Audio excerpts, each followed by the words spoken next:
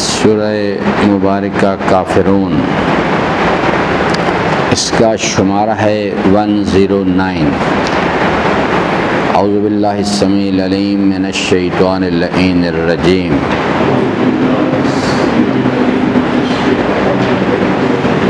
بسم اللہ الرحمن الرحیم۔ قل یا ایہا الکافرون لا اعبد ما تعبدون ولا انتم عابدون ما اعبد ولا انا عابد ما عبدتم ولا انتم عابدون ما اعبد لکم دینکم ولی دین۔ صدق اللہ مولانا العظیم وصدق رسولہ الکریم وصلی اللہ علی سیدنا ونبینا محمد وآلہ الطاہرین۔ ربی اشرح لی صدری ویسر لی امری واحلل عقدۃ من لسانی یفقہوا قولی۔ حضرات محترم، سورہ مبارکہ کافرون کے مطالب میں گفتگو کا آغاز ہم نے کیا تھا، اور جیسا کہ کل پہلی آیہ مبارکہ کے حوالے سے ہم نے بات کی، ایک کل کے حوالے سے میں نے عرض کیا قرآن کریم میں یہ کلمہ بہت کثرت کے ساتھ اسے استعمال کیا گیا، اور جو محل یعنی زمانی و مکانی کیفیات کے لحاظ سے اس کے مطالب بھی جو ہیں وہ بدلتے ہیں، جو نفس مضمون جس میں زیر بحث ہوتا ہے اس کو بھی، لیکن یہ اللہ تبارک و تعالی جو ہے وہ ایک یعنی اس کے ذریعے سے ایک میسج کنوے کروانا چاہتا ہے۔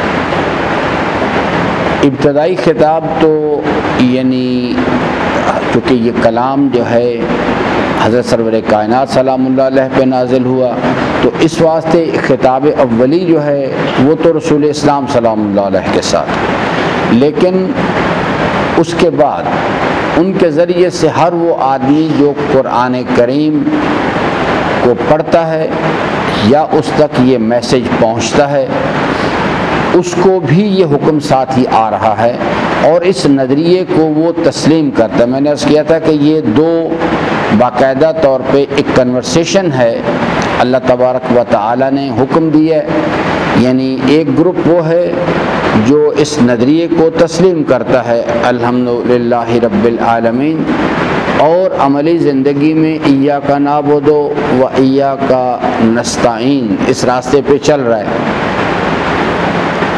اب اوور اینڈ ابو ان کو حکم آ رہا ہے پیچھے سے کہ اب آپ کو چاہیے کہ جو لوگ اس نظریے کو تسلیم نہیں کرتے آپ کے زمانے کے اندر، جیسے ہم اس وقت یہ پڑھ رہے ہیں، تو اس وقت 2019 اور ہمارا جو آپریشنل ڈومین ہے وہ یہ راولپنڈی کا شہر یا پاکستان، تو ہمیں اس وقت ہمیں بھی حکم دیا جا رہا ہے کہ آپ اپنے گرد و پیش میں وہ لوگ جو کہ اہل کفر ہیں ان کو پہلے تو معیار شناخت کریں، پھر ان کے مصادیق کو پہچانیں، اور پھر ان سے کہیں،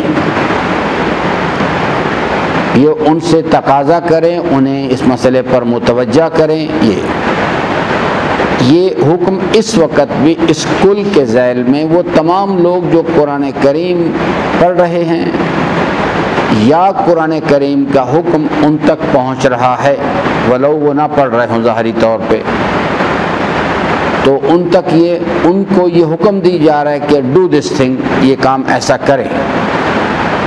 دوسرا گروہ وہ ہے جو کہ اس نظریے کو یا تو تسلیم نہیں کرتا یا ظاہری شکل میں تسلیم کرتا ہے، مگر عملی زندگی میں جب عمل کی باری آتی ہے تو جو نفس کی خواہشات تقاضا کرتی ہے اس پہ عمل کرتا ہے۔ دونوں گروہ جو ہیں ان کا پریکٹیکل بیہیویئر ایک ہی ہے، نفس کی خواہشات کی پیروی کرتے ہیں۔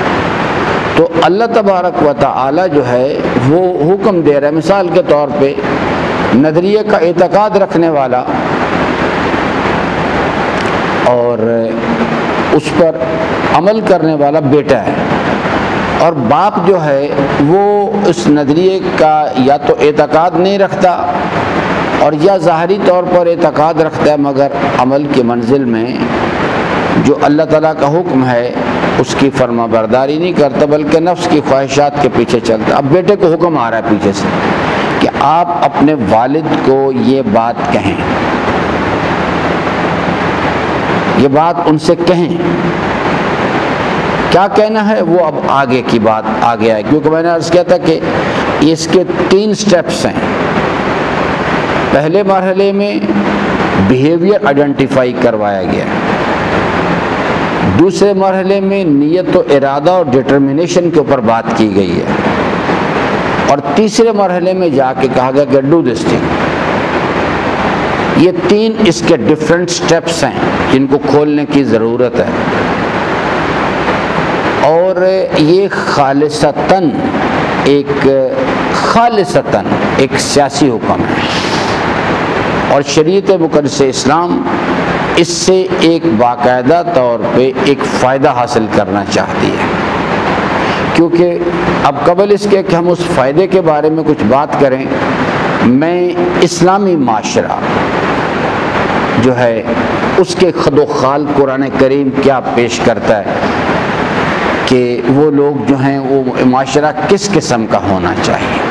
قرآن کریم جو انسانی معاشرہ ڈیزائن کرتا ہے یا اس کی شکل بناتا ہے، یہ جو پاکستان ہے، یعنی اگر آپ اس کو دیکھیں تو دنیا میں سب سے بڑی آبادی کے لحاظ سے جو ملک ہے مسلمان، وہ کون سا ہے؟ انڈونیشیا ہے۔ اور شیعہ آبادی کے لحاظ سے سب سے بڑا ملک کون سا ہے؟ نہیں، ایران۔ اس کے بعد دوسرا بڑا ملک کون سا ہے؟ انڈیا، جہاں زیادہ شیعہ آبادی رہتی ہے۔ یعنی انڈیا نہ مسلمان مملکت ہے چونکہ وہاں اکثریت ہندوؤں کے رہتی ہے، اور نہ ہی شیعہ مملکت، لیکن آبادی بہرحال دنیا میں دوسرے نمبر پہ شیعہ آبادی انڈیا میں رہتی ہے، تیسرے نمبر پر پاکستان میں رہتی ہے، چوتھے نمبر پر یا 5ویں نمبر پر عراق میں رہتی ہے۔ تو لیکن یہ مسلمان ملک ہیں، یہ اسلامی ممالک نہیں ہیں۔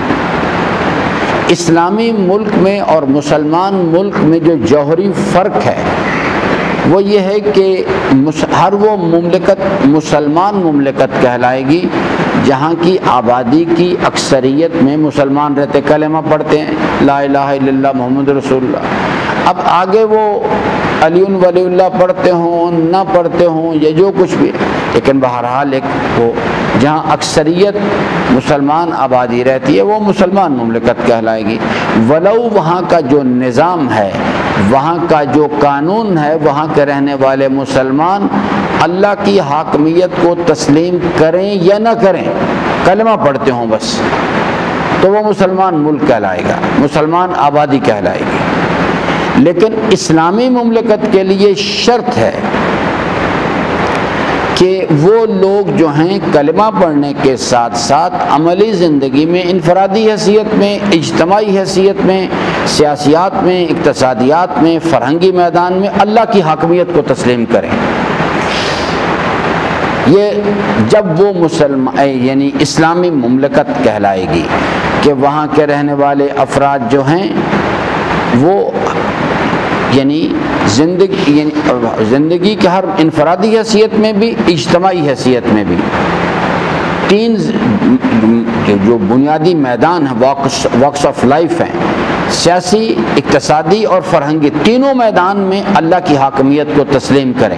اب سیاسی میدان میں حاکمیت تسلیم کرنے سے کیا مراد ہے کہ جو ان کے اپنے امیر کا انتخاب جو ہے وہ اپنی مرضی کو نظام بنا کے نہ کریں، بلکہ جو اولِ الامر منکم، جو یعنی اس کے انتخاب کے لیے الہی نظام کے جو قوانین ہیں ان کو پیش نظر رکھیں، اللہ کی حاکمیت کو تسلیم کریں، ان معین کردہ قواعد و ضوابط کے مطابق اپنے امیر کا انتخاب کریں اور اس کے حکم کی فرما برداری کریں زندگی کے ہر میدان میں، تو کہا جائے گا کہ جناب یہ معاشرہ جو ہے یا یہ ملک جو ہے یا یہ قوم جو ہے ایک اسلامی دستور حیات کے تحت چل رہے ہیں، ایک اسلامی مملکت ہے۔ پاکستان ایک مسلمان ملک ہے، یہ کسی پہلو سے زندگی کے، نہ سیاسیات کے میدان میں،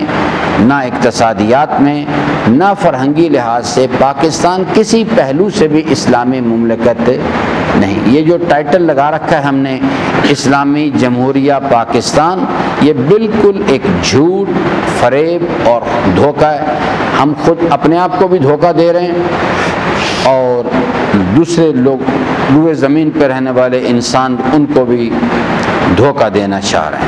ہاں، بنیادی طور پہ یہ جو مملکت ہے یہ بنی اسی بنیاد پر تھی، یہی بنیادی طور پہ ایک یعنی ڈیمانڈ تھی یا ایک ارج تھی کہ یعنی ہمیں ایک ہم مسلمان ہیں، ہمارا جو زندگی کا دستور عمل ہے وہ ہندوؤں کے ساتھ میل نہیں کھاتا اور ہم ان کے ساتھ ایک مملکت میں اس طرح سے ایک سیکولر ملک میں تو رہ سکتے ہیں، جیسے اس وقت پاکستان سے زیادہ مسلمان ہندوستان میں رہ رہے ہیں۔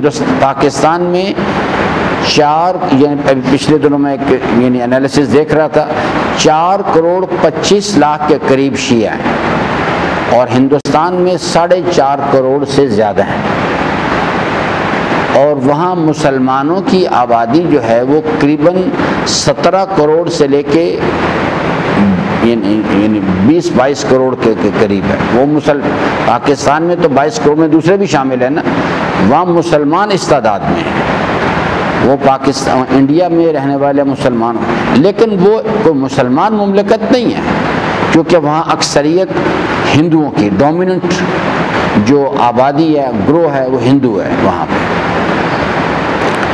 شریعت مقدس اسلام جو ہے وہ جو یعنی معاشرہ تعمیر کرنا چاہتی ہے یا وہ ایک اس قسم کا ہے کہ ایک اسلامی معاشرہ بنانا چاہتی ہے جس میں رہنے والے لوگ جو ہیں وہ زندگی کے ہر میدان میں اللہ کی حاکمیت کو تسلیم کریں۔ اور اللہ کی حاکمیت کو تسلیم کرنا صرف یہ چیز نہیں ہوتی کہ میں کلمہ پڑھ لوں، وہ چاہے لا الہ الا اللہ محمد رسول اللہ کی شکل میں ہو یا لا الہ الا اللہ محمد رسول اللہ علی ولی اللہ۔ یہ جو سٹیٹمنٹ ہے، جیسا میں نے عرض کیا تھا کہ یہ ایک سٹیٹمنٹ ہے، دوسرا ایک نظریہ ہے دوسرے مرحلے میں، اور تیسرے مرحلے میں ایک سٹائل آف لائف ہے، ایک دستور عمل ہے زندگی کا باقاعدہ یہ کلمہ جو ہے۔ تو وہ اس معاشرے کے رہنے والے لوگ جو ہیں صرف زباناً اقرار کرنے والے نہ ہوں، بلکہ اس نظریے پر جو نظریہ ہے اس پر یقین رکھنے والے ہوں، اور عملی زندگی میں انفرادی حیثیت میں، اجتماعی حیثیت میں، اور اجتماعی حیثیت کے تینوں پہلو، سیاسی میدان میں بھی، اقتصادی میدان میں بھی اور فرہنگی میدان میں بھی، وہ اللہ کا جو دیا ہوا نظام ہے اس کو تسلیم کریں۔ جو بھی ولی امر ہے اس کا نام صدر رکھیں، اس کا نام وزیر اعظم رکھیں، کچھ بھی رکھ لیں، اسے ولی امر کہیں، لیکن اس کا انتخاب جو ہے اسی بنیاد پر ہونا چاہیے جو اللہ اور اس کے رسول نے نظام دیا ہے۔ اس میں یعنی اپنی رائے کا دخل نہیں ہونا چاہیے۔ جیسے من باب المثال، جیسے یہ خداوند عالم نے بڑی مہربانی کی، یہ شیطان جو ہے رانا ثناء اللہ، خداوند عالم نے اسے خائب و خاسر کیا، اور یہ بے غیرت انسان جو ہے یہ دور حاضر کا شمر ہے۔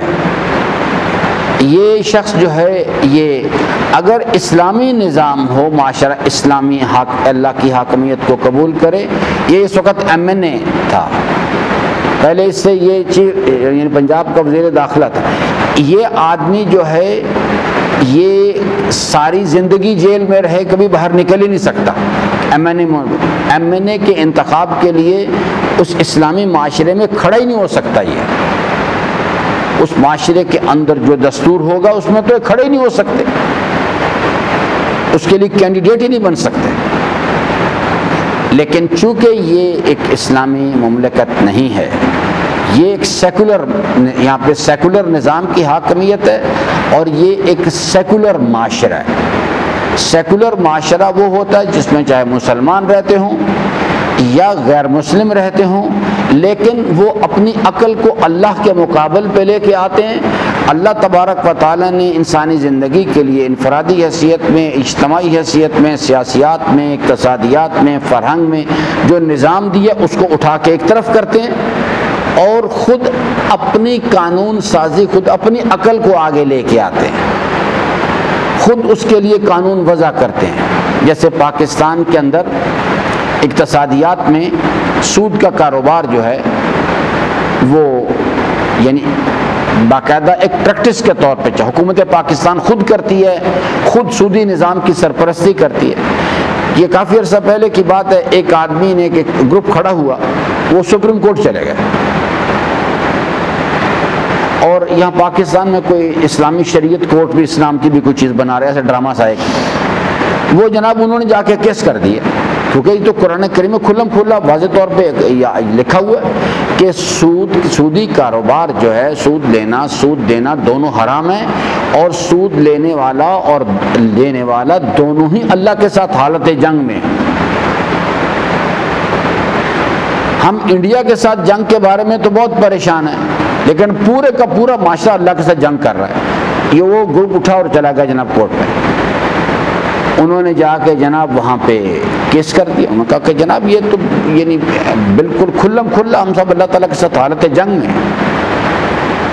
اللہ تعالیٰ اس جزائے خیر دے، مجھے ایگزیکٹلی یاد ہے، خلیل الرحمان تھا اس آدمی کا نام، جو بھی اس کا چیف جسٹس تھا اس عدالت کا، اس نے رولنگ پاس کر دی۔ اس نے کہا کہ جی حکومت پاکستان کو اتنے مہینے کا ٹائم ہے، یہ بالکل ان کا کلیم بالکل درست ہے، اس کو بند کر دیا جائے، سودی پریکٹس بند کر دی جائے ہر واک آف لائف کے اندر، اور حکومت پاکستان بھی اپنے نظام کو ٹھیک کرے۔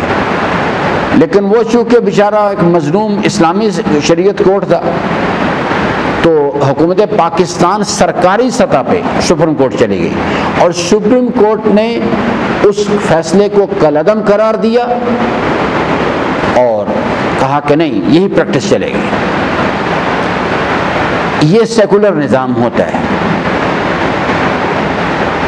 کہ اسلام کہتا ہے کہ آپ نے اپنے امیر کا انتخاب کیسے کرنا ہے، اس کے لیے دو شرائط دیتا ہے، یا قوم اتبعوا المرسلین اتبعوا من لا یسألکم اجرا وہم مہتدون۔ یہ تو علماء کے لیے بھی ہے، لیکن حضرت یوسف علیہ السلام علی نبینا کا جو اسٹیٹمنٹ ہے قرآن کریم کے اندر، وہ تو بالکل بے صراحت سیاسی ہے کہ حضرت یوسف علیہ السلام نے یہ نہیں کہا تھا شاہ مصر سے کہ مجھے بیش نماز لگا دو یہاں پہ کہیں۔ انہوں نے تو کھل کے یہ بات کہی تھی کہ بھئی یہ جو خزائن الارض ہیں، یہ جو نیچرل ریسورس مینجمنٹ ہے، یہ سارا سسٹم اس لیے خراب ہے کہ دولت کی غلط تقسیم ہوئی یہاں پہ، تو آپ یہ نیچرل ریسورس مینجمنٹ کا اختیار مجھے دے دیں، میرے ہاتھ میں ہیومن ریسورس ہو، فائنینشیل ریسورس ہو، انٹلیکچوئل ریسورس ہو، مجھے دیں میرے ہاتھ۔ اور دلیل یہ پیش کی کہ یہ نہیں کہا کہ میں نبی ہوں، تو میں کہا انی حفیظ علیم، یہ دو شرائط ہیں اصل میں، تو اس لیے یہ میرے ہاتھ میں ہونا چاہیے۔ یہ معاشرہ مہدی شاہ جیسے بدکار افراد جو ہیں، یہ حفیظ الرحمان، نواز شریف، زرداری ایک بین الاقوامی ڈاکو ہے۔ وہ ایک قصہ ہندوستان کی تاریخ میں انگریزوں کے زمانے کا لکھا ہوا ہے۔ ایک سردار جی ہوا کرتے تھے، ان کا نام تھا کھڑک سنگھ۔ وہ جو انگریز تھے وہ بڑے بڑے ڈرامے کرتے تھے، وہ یہ مختلف لوگوں کو مختلف عہدے دے دیتے تھے، مختلف قسم کے ان کو ٹائٹل دیتے تھے، شمس العلماء، فلاں علماء، یہ اس قسم کے چیز، یا مختلف قسم کے انتظامی عہدے، ان کو جج لگا دیا۔ وہ کوئی سادہ آدمی تھا، اس کی عدالت میں کیس آ گیا کہ جی فلاں آدمی نے چوری کی، اس نے اس کے جو قانون تھا اس وقت کا کہ چوری جس پر ثابت ہو جائے اس کو یہ سزا دی جائے، اس نے اسی وقت حکم، اور لیکن چوری جو کرنے والا تھا وہ اس زمانے میں نواز شریف فیملی کا آدمی تھا، یعنی اس قسم کا جو وی آئی پی. تو اس کے ایک سفارشی آیا، اس نے آ کے اس کے کان میں کہا کہ جناب یہ تو کہ وی آئی پی خاندان سے تعلق رکھتا ہے، یہ آپ کیا کر رہے ہیں؟ اس نے کہا تم کون ہو بھائی؟ جو وکیل اس کی وکالت کرنے کے لیے آیا، اس نے کہا اس قبل اس کے کہ یہ سزا اس کو دی ہے، پہلے اس کو پکڑو، اسے بند کرو، اس کی زبان کاٹ دو. ایک ہی فیصلہ اس نے کیا، اس کے بعد جب تک وہ جج رہا پھر کوئی آدمی نہ چوری کرنے کے لیے گیا اور نہ کوئی سفارش کر رہے. اس نے کہا یہ جو وکیل ہے اس کو بھی ساتھ پکڑ لو، یہ مجرم کی وکالت کرتا ہے. تو اسلام ایک ایسا معاشرہ قائم کرنا چاہتا ہے. یہ جو حکم ہے نا کل یا ایھا الکافرون، یہ جو کل کا حکم آ رہا ہے یہ ایک زبردست سیاسی حکم ہے. شریعت مقدس اسلام ایک اس قسم کا سیکولر معاشرہ نہیں بنانا چاہتی، نہ اسے پسند کرتی ہے نہ برداشت کرتی ہے کہ جس کے اندر ہاتھی گھوڑا گدھا سب کٹھے بندھے ہوئے ہیں. وہ بالکل کیٹیگوریکلی چاہتی ہے کہ لوگوں کو شناخت ہونی چاہیے. یہ سیدھا راستہ ہے، چوری بھی ہو رہی ہے، ڈکیتیاں بھی ہو رہی ہیں، لوگوں کا حقوق غصب کیے جا رہے ہیں، اور شام کو مجلس بھی پڑھی جا رہی ہے، مجلس بھی کروائی جا رہی ہے، عاشور کے دن 10 دیگ کھانا بھی دیا جا رہا ہے، اور مومن بھی. لوگوں کا مال غصب کر کے یعنی کوٹھی بنا لی ڈی ایچ اے میں، اوپر قلم لگا دیا. تو شریعت مقدس اسلام اس قسم کا منافق معاشرہ نہیں بنانا چاہتے. یہ جو چیز ہے یہ شریعت مقدس اسلام اسے زہر قاتل سمجھتی ہے اس بیہیویئر کو. اس لیے کہ اگر یہ ڈیفرینشیٹ نہیں کیا جائے گا اس چیز کو کہ قرآن کریم معاشرے کو کیسے تقسیم کرتا ہے، یاد رکھے قرآن کریم کی جو میجر اسٹک ہے وہ ایک ہے. قرآن جو نظریہ پیش کرتا ہے اس نظریے کو، وہ نظریہ کیا چیز ہے؟ الحمدللہ رب العالمین. اور اس کا خلاصہ کیا ہے؟ لا الہ الا اللہ. یہ ہے بنیادی نظریہ. اور اس بنیاد پر وہ پریکٹیکل بیہیویئر کیا ڈیولپ کرتا ہے؟ ایاک نعبد و ایاک نستعین. اب اس بنیاد پر قرآن تقسیم کرتا ہے انسانی معاشرے کو. جو میں کہتا ہوں نا کہ یہ اسلامی معاشرہ نہیں ہے، کیونکہ اسلامی معاشرے کے اندر جو ہیں یہاں پر جو چیز ہے وہ عملی طور پر وہی سسٹم رائج ہے جو پرویز مشرف کہا کر. سب سے پہلے پاکستان وطنیت کا نظریہ. وطنیت کا نظریہ جو ہے یہ دور حاضر کے بتوں میں سے ایک بت ہے جس میں انہوں نے عالم اسلام کو، یعنی قرآن کریم جو نظریہ دیتا ہے اس کے مطابق ایک مسلمان یا ایک مومن یا ایک متقی آسٹریلیا رہتا ہے، افریقہ رہتا ہے، لیٹن امریکہ، نارتھ امریکہ، ایشیا، وہ ایک امت ہوتے ہیں، وہ ایک گروہ ہوتے ہیں، ان کا نفع اور نقصان ایک ہوتا ہے. ان کے لیے رنگ، نسل، زبان، علاقہ معنی نہیں رکھتا. یہ جو سیکولر معاشرے ہوتے ہیں یہاں یہ علاقائی شناخت ہے، رنگ، نسل، زبان، علاقہ، یہ وابستگیاں زیادہ قوی ہوتی ہیں.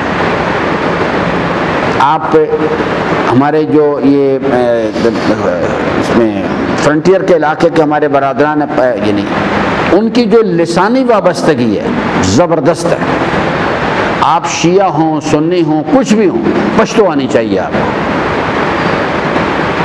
آپ پشتو آپ کو آتی ہے، بس آپ داخل ہو جائیں ان کے کمرے میں، جا کر پشتو بولیں ان کے ساتھ، وہ کہہ کے بیٹھ جا.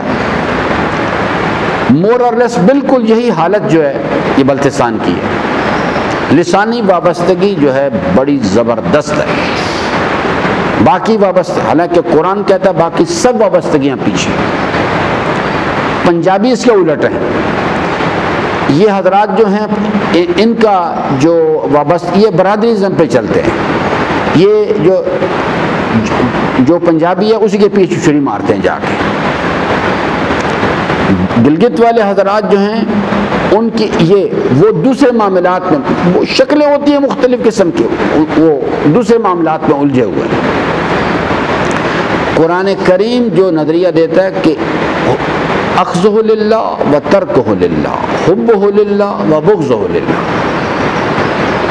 اب قرآن کہتا ہے کہ اس بنیاد یا تو نظریہ انسان تسلیم کرے گا اور یا انکار کرے گا. جو تسلیم کرے گا چاہے وہ پانچوں بر اعظموں میں کہیں رہتا ہو وہ مسلمان ہے. اس میں صرف پاکستان کی بات نہیں، پانچوں بر اعظم روئے زمین پہ کہیں بھی رہتا ہو. اگر تسلیم کرے گا تو مسلمان، انکار کرے گا تو کافر. اب یہ پہلی ڈیفینیشن آئی ہے کل یا ایھا الکافرون. دوسرے مرحلے میں اگر نظریہ تسلیم کرنے کے بعد اس نظریے پر یقین پیدا کر لے جو اس کو اپنے کردار سے ثبوت فراہم کرنا ہے، اگر یقین پیدا کر لے اور اس یقین کے مطابق عملی ثبوت فراہم کرے کردار کا، تو قرآن کہتا ہے یہ مومن ہے. اور اگر صرف زبانی اقرار کرے، قلبی طور پہ یقین نہ ہو اور عمل کی منزل میں نفس کی خواہشات کی پیروی کرے، قرآن کہتا ہے یہ منافق ہے. اب یہ قرآنی تقسیم اس طرح سے چلتی ہے. اور پھر مومن کی ایک اپر ڈگری ہے، ہوتا بنیادی طور پہ وہ مومن ہے لیکن اس کی ایک وہ ہے متقی. تو یہ اس طرح سے قرآن کریم پھر آگے اس کے اندر جو آگے نظام ولایت ہے، ایک الہی ولایت کا نظام ہے، ایک طاغوت کی ولایت کا نظام ہے. تو قرآن کریم ایک اسلامی معاشرہ ڈیزائن کرنا چاہتا ہے. وہ چاہتا ہے کہ لوگ جو ہیں وہ بالکل کرسٹل کلیئر ہوں، پتہ ہونا چاہیے کہ بھئی یہ لوگ جو ہیں یہ یعنی اسلامی معاشرے کا حصہ نہیں، یہ اس اسلامی نظام کا حصہ نہیں ہے.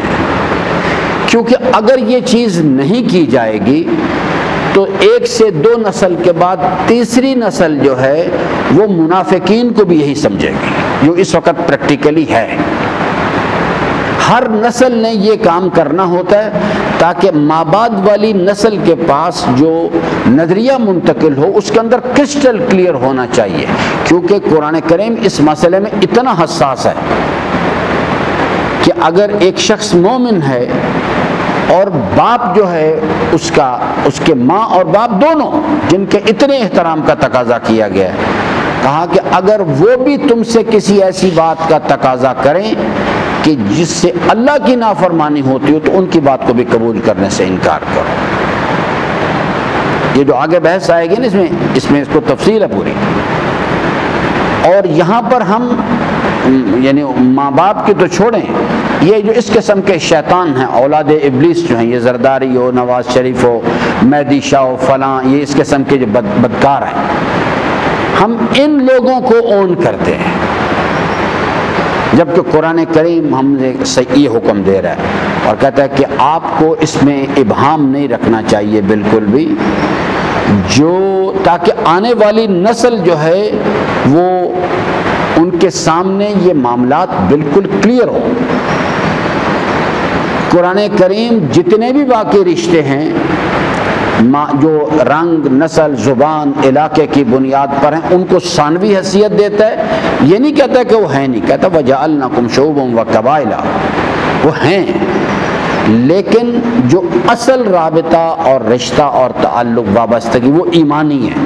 اور جب کبھی یہ رابطہ جو ہے چاہے وہ رنگ کی بنیاد پہ ہو، نسل کی بنیاد پہ ہو، علاقے کی بنیاد پہ ہو یا زبان کی بنیاد پہ ہو، جب کبھی وہ ایمانی رشتے کے ساتھ آ کے ٹکرائے اس کو پیچھے کرو، ایمان کے رابطے کو، تعلق کو آگے لاؤ اور یہ رابطے تعلق ان کو پیچھے کرو. یہ جب بھی ہوگا جب انسان کو سمجھ ہوگی کہ بھئی یہ ہم اس تقسیم کو درمیان میں لے کے آئیں گے. تو انشاءاللہ یہ چیز میں آپ کی خدمت میں، کیونکہ یہ بڑا خالصتاً ایک سیاسی حکم ہے قرآن کریم کا، جو یعنی شارع مقدس اسلام نے اس کو یعنی بیان کیا ہے اور تقاضا کیا ہے کہ یہ نہیں کہ کسی خاص صرف مولانا صاحب نے تقریر کرتے ہوئے بیان کرنا ہے، آپ سے تقاضا کیا جا رہا ہے کہ جی یہ کام کہاں سے شروع کرنا ہوتا ہے۔ اگر باپ جو ہے حزب اللہ گروہ سے ہے، بیٹا حزب الشیطان سے ہے، تو باپ نے بیٹے کو کہنا ہے، بیٹا حزب اللہ گروہ سے ہے، باپ حزب الشیطان سے ہے، تو اسے بیٹے نے باپ کو کہنا ہے، ادب اپنے مقام پہ، لیکن جو حکم ہے وہ اپنے مقام پہ۔ لا طاعۃ المخلوق فی معصیۃ الخالق۔ اگر جہاں پر ایسا انسان ایسے جنکشن پہ آ جائے کہ جہاں پر یعنی ایک طرف مخلوق کا تقاضا ہے، ماں ہے، باپ ہے، حاکم ہے، کوئی شخص ہے، وہ تقاضا کر رہا ہے، لیکن اس کے حکم کی فرما برداری اگر میں کرتا ہوں تو اللہ تعالیٰ کی نافرمانی ہوتی ہے، تو قرآن کہتا ہے کہ مخلوق کے حکم کو پیچھے کرو اور اللہ کے حکم کو آگے لے کے آؤ۔ اور یہ اس صورت میں ممکن ہے کہ میرا قوی ایمان ہو اللہ پر اور اس کے نظام پر، اور اس معاشرے کا سب سے بڑا ڈائلیما کیا ہے، المیہ کیا ہے، ایمان نہیں۔ کل انشاءاللہ بات کریں گے۔ اللہ تعالیٰ سے امیدوار ہوں کہ اللہ تعالیٰ ہم سب کو قرآن کریم کو پڑھنے، سمجھنے اور اس کے فرامین پر عمل پیرا ہونے کی توفیق عطا فرمائے۔ پروردگارہ قلب نازنین مولا صاحب الزمان علیہ السلام کو ہماری جانب سے خوشنود فرما، ہمارے آقا و مولا کے ظہور میں تاجیل فرما، ہم سب کو حضرت کے اعوان و انصار میں سے قرار دے۔ پروردگارہ ہم سب کو اپنے مولا کے قدموں میں شہادت نصیب فرما۔ ربنا تقبل منا انک انت السمیع العلیم، وصل علی جمیع الانبیاء والمرسلین والشہداء والصدیقین۔